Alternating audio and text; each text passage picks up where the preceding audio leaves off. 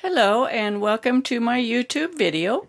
My name is Suzanne Bryan and I am a TKGA certified master hand knitter. And in this video I'm going to demonstrate two methods for applying beads to your knitting. The first method is to pre-string the beads on and use them to place as desired. And the second method is using a crochet hook to apply the beads to your knitting. So let's start right out. We're going to thread some beads onto our working yarn. And I'm using big beads, big yarn, big tapestry needle. But if you were using finer weight yarn, you would do the same thing. You just need a smaller tapestry needle. And if you're using really small beads, you may even have to use a beading needle that is really small to fit through the eye of the needle. When you're putting beads on to the working yarn with a needle, the needle needs to fit through the hole of the bead. If the bead cannot go over the needle, you won't be able to put it on your yarn. So that's the limiting factor, is the size of the bead and the size of the hole. I mean the diameter of your tapestry needle. So there you go. Now I'm going to be back in just a minute. I'm going to go ahead and start the knitting on this so that I'm ready to place the beads. So hang on, I'll be right back. Okay, here we are back, and I've worked a few rows in stockinette stitch, and we're going to first bring these beads up on the working yarn and place some beads between our stitches. And I'm going to do this in two different ways so you can see the difference. We're going to put a bead every 3 stitches. I'm going to make this a little bit bigger.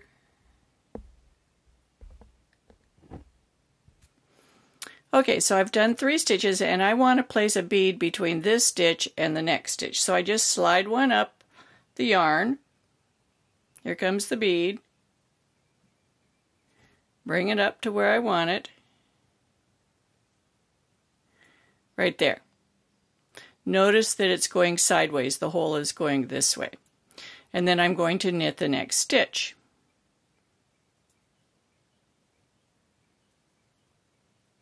So there's the bead, and I'm going to put 2 more beads on here in the same fashion every 3 stitches.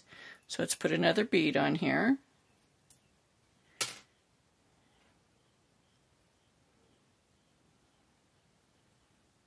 This isn't about knitting continental or English, picking or throwing. It's just about how to put the beads on. And I'm going to put 1 more bead. This is the red row.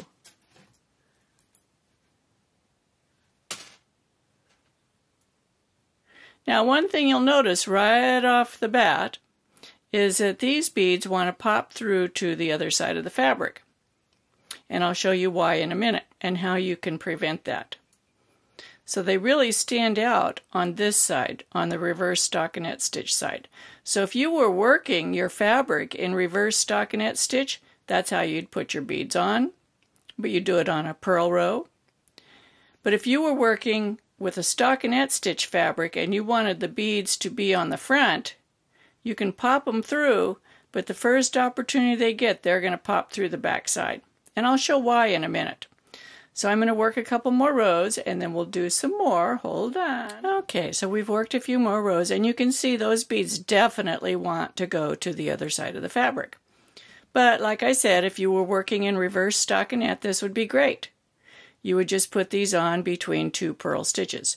So let's look at the fabric here on the reverse side.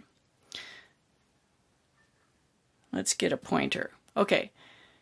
We can see that the bead is on the portion of the yarn that's traveling from stitch to stitch, right? The smile. This is where the bead is sitting, right here on this portion. We made a stitch. Up here, here's the stitch. Then we put the bead on between the 2 stitches, then we made another stitch. So when people talk about frowns and smiles on the back of your work, or in garter stitch, reverse stockinette stitch, you can see the frowns and smiles. This is a frown. It's the top of a stitch. This is a smile.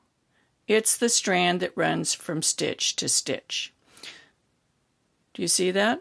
So the bead is sitting on the strand that runs from stitch to stitch, and you can see in reverse stockinette stitch that strand is being thrown to the back of the fabric because it's coming down, it's going over the back and back to the front.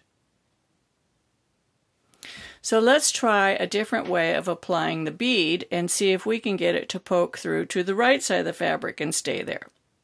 So we're going to do the same thing. We're going to knit over, we're going to knit 2, and this time the stitch right before the bead, what I'm going to do is I'm going to purl the stitch right before the bead. I'm on the right side of the fabric, the stockinette stitch side, but I'm going to make a purl stitch there. And then I'm going to slide one of my beads up, and I'm going to put it right between the 2 stitches, and I'm going to make another purl stitch. What this does is it throws that smile, the strand between the 2 stitches, to the front of the work, to the right side. You can see it going through the bead. That's the smile, and it's pushing the bead to the front between the 2 purls. So this is where we take advantage of those purls. And we're going to knit one, and then we're going to purl one and put on another bead.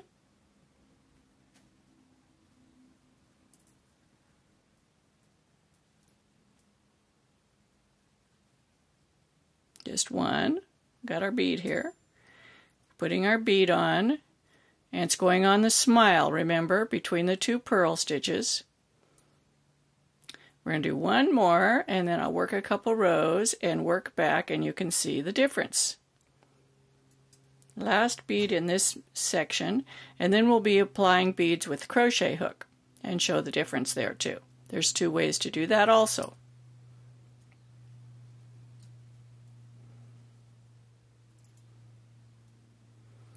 Okay, I'm going to work back and work a couple rows, and then we'll look at these. Okay, we're back again, and you can see that when I purled on either side, here's the purl and the purl, on either side of that bead, it keeps the bead to the stockinette stitch side of the fabric. And the bead does not show on the reverse stockinette stitch side. So when you apply beads using these pre-strung bead method, the beads will show only on one side of the fabric. You really don't even notice those red beads. Now there's another method of applying beads to your knitting, and that's with a crochet hook, and that's what we're going to do next, and there's 2 ways to do that. The first thing is you want to make sure that your crochet hook will go through the bead, the hole of the bead. It needs to be smaller. The diameter of the crochet hook needs to be smaller than the diameter of the bead, and small enough that you can actually put the crochet hook through the bead, grab the yarn, and pull the yarn through. Because the yarn is going to add some diameter too. So if your crochet hook barely fits through the bead by itself, chances are you'll be able to put it through, but you won't be able to pull the yarn through. So you need to check that before you start so you have the right size crochet hook. So we're going to start right up with this. We're going to put some beads on here with the crochet hook. So I'm just going to, and in this case, you're not going to put the beads between the stitches. You actually put the bead on the stitch. We're going to put the bead on this stitch. Now there's 2 methods to do it. And that is one to put the bead on before you work the stitch, and the other is to put the bead on after you work the stitch, and I'm going to show both. So you put the bead on your crochet hook. Let's make this bigger so you can see it really good. Put the bead on your crochet hook. Put that stitch that you're going to put the bead on the crochet hook and put it down into the point of the hook. Then you want to hold this like at a 45 degree, or I guess that's 90 degree angle, and then push the bead over the hook and the yarn, and then you put the yarn back on the needle. And in this case, we're going to work the stitch after the bead's put on. We'll do this a couple more times.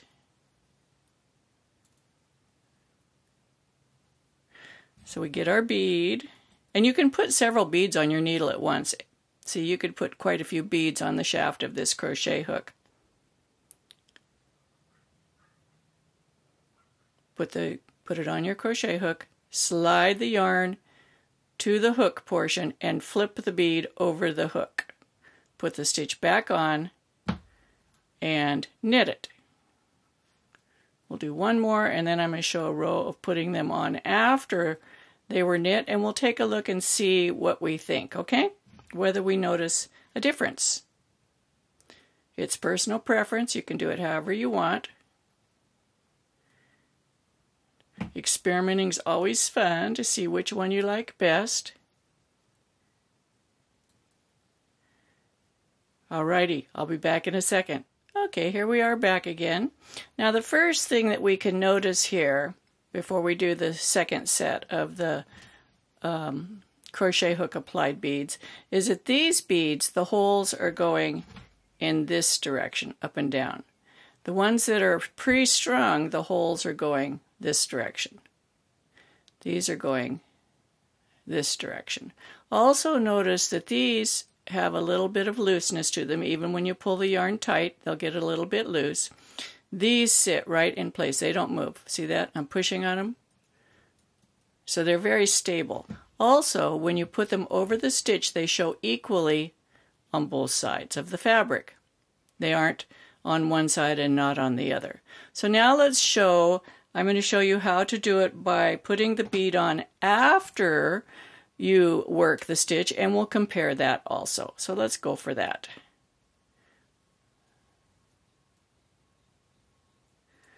So we're going to work the stitch, put it back on the left needle, get our bead, put the bead on. I just put it to the left needle because I am right-handed and it's easier to put the bead on that way. You could put it over off of the right needle if you want. Put the bead back on and slip it back to the right needle because it's already been knitted, correct? There we go. Now let's do another one. That's a little more tedious, a little more time consuming, but it works. We're going to work the next stitch, put it back on the left needle, apply a crochet hook, apply a bead to it with the crochet hook, put it back on the left needle, slip it to the right needle. Let's do one more, and then we'll compare this technique with the other and see which one we like the best.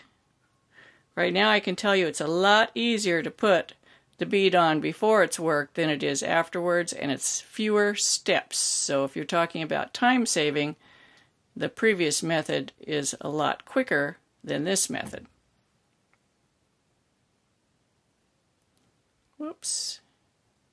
Now I'm going to work to the end. I'll work a couple rows and be right back.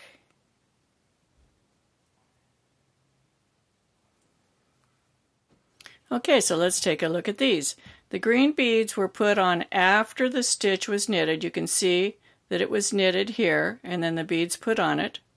The orange beads were put on before it was knit. I don't see a big difference in the amount of work that it takes to put the green beads on compared to the orange beads. I think I like stringing the beads on before they're worked. I mean, not stringing, but applying them with the crochet hook before they're worked, rather than after they're worked. So these are the two basic methods. The first one is, see, I can pop these through, but they won't stay popped through. They'll go to the back. That one's already going to the back. See, they'll go to the back very easily. The first chance they get, they go back to the back of the work. So if you want your stitches to be on the reverse stockinette stitch side, that's how you would do it. If you want the beads on the reverse stockinette stitch side, if you want the beads on the stockinette stitch side, you would put a purl stitch on either side of the bead. And you can see these have a little play in them. These are put on with the crochet hook. They stay exactly where you put them. There is no play. They're reversible. They're the same on both sides of the fabric, so they show through to both sides. And I like this method best for the crochet hook. So both of these have their purposes. In fact, I have a tutorial on lace knitting. In the 4th segment of that, we work on putting beads in our knitting, and this is the 4th segment. So here I've put beads on using the crochet hook method on the border we put the beads on using the pre-strung bead method, because I want those to be right on the edge of the fabric. And these, the holes are going this way because they're on the edge. When you put them on, the holes are going this way. These are, they don't wiggle or move. They're very fixed in their location, which is what I wanted. So it's just two ways of putting on beads. You can use whichever one you want. And now that you know the ins and outs of it, you can try it yourself. Be sure to give me a thumbs up on my videos. I love hearing from my viewers. If you have a comment, good or bad, go ahead and put it on here and I'll respond to you. I also have two groups that you might want to participate in. One is on Facebook. It's called Knitting with Suzanne Bryan. You have to ask to join, but I'll approve you. And the other is called Knitting with Suzanne Bryan on Ravelry, and you can also join that group. I hope to see you back here soon watching more of my videos, and be sure to subscribe and have a great day. Happy knitting!